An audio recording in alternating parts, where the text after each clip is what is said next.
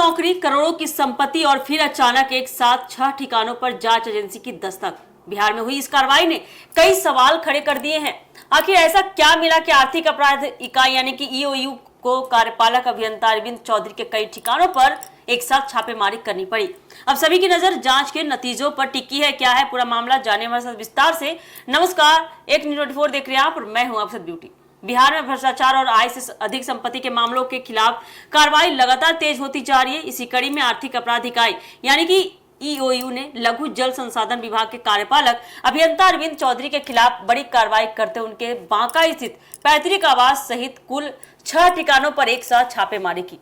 इस कार्रवाई से विभागीय हलकों के साथ साथ स्थानीय क्षेत्र में भी दिन भर चर्चाओं का माहौल बना रहा।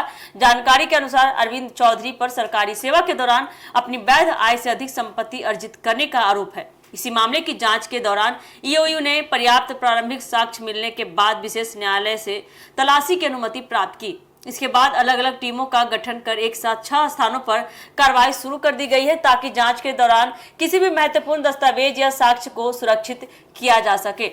आपको आगे बताते चले, छापेमारी के दौरान अधिकारियों ने आवासों और अन्य परिसरों में मौजूद महत्वपूर्ण दस्तावेजों की गहन जांच की। टीम ने जमीन और मकानों से जुड़े कागजात, बैंक खातों का रिकॉर्ड, निवेश संबंधी दस्तावेज, इलेक्ट्रॉनिक उपकरण तथा अन्य वित्तीय अभिलेखों को खंगाला।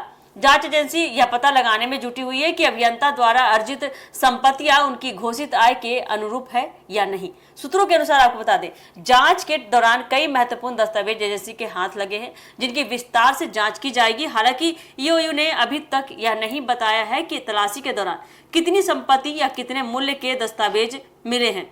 एजेंसी का कहना है कि सभी दस्तावेजों का सत्यापन और वित्तीय विश्लेषण पूरा होने के बाद ही इस संबंध में आधिकारिक जानकारी साझा की जाएगी। ऐसा बताया जा रहा है कि जांच के दायरे में चल अचल संपत्ति, बैंक लेन देन, निवेश, बीमा, नकदी और अन्य वित्तीय स्रोतों को भी शामिल किया गया है। यदि जांच में यह साबित होता है कि संपत्ति उनकी ज्ञात आय से अधिक है, यानी कि जितनी आय से उससे भी ज्यादा है और उसका संतोषजनक स्रोत नहीं बताया जा सकता है, तो भ्रष्टाचार निवारण अधिनियम के तहत आगे की कानूनी कार्रवाई की जाएगी। आर्थिक अपराध इकाई की यह कार्रवाई ऐसे समय में हुई है जब राज्य सरकार भ्रष्टाचार के मामलों में सख्त रुख अपनाने की बात लगातार कह रही है। पिछले कुछ समय में भी कई सरकारी अधिकारियों और कर्मचारियों के खिलाफ आय से अधिक संपत्ति के मामलों में जांच और छापेमारी की कार्रवाई की जा चुकी है। ऐसे मामलों में वित्तीय रिकॉर्ड, संपत्ति के दस्तावेज और बैंकिंग लेनदेन की बारीकी से जांच की जाती है। फिलहाल अरविंद चौधरी के मामले में जांच जारी है।